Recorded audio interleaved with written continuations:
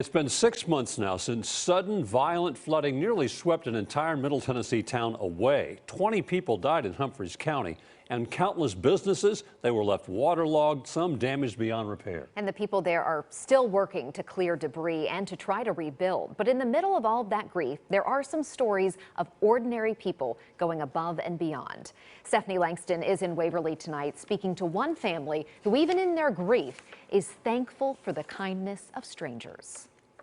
Regina Brake lived here with her 2 adult children. As her home filled with water that day, she tried to escape through the windows, but was swept away. But it was one man's actions to save her that gives the family some sort of peace today. It just all feels like a blur. August 21st, flash flooding took over Waverly, wiping homes from their foundations and taking with it 20 lives. Traumatic. It was definitely traumatic.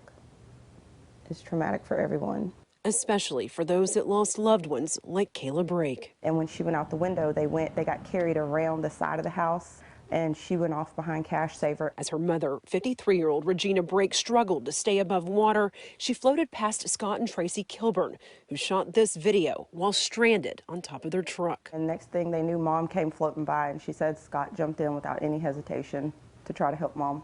And that was a very selfless thing for him to do, because not many people would have done that. Scott tried to be a hero, but neither survived. He had her, and then he went down, came up, went back down again, and she didn't see him again. It's a tragedy that's bonded the 2 devastated families. Like, we're bonded for life. It kind of helped me in a way to know that someone was there trying to save my mom in her last moments. It's built a foundation of eternal support, not only within the 2 families, but the mourning community. I don't think I've ever hugged as many strangers in my life as I did after that happened. We would love to have her here with us, and it's horrible that she's not here, but we still all have each other. Reporting from Humphries County, Stephanie Langston, News 2.